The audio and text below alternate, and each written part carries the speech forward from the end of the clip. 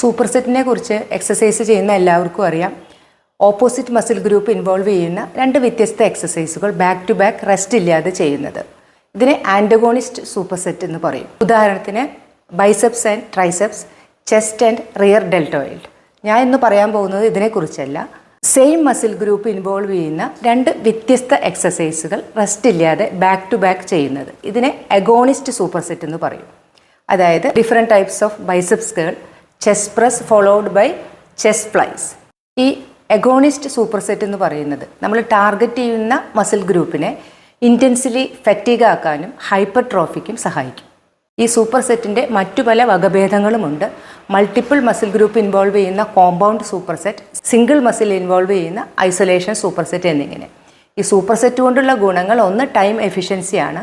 Intensity increase ചെയ്യാനും muscle hyper ട്രോഫിക്കും muscular എൻഡുറൻസിനും സഹായിക്കും.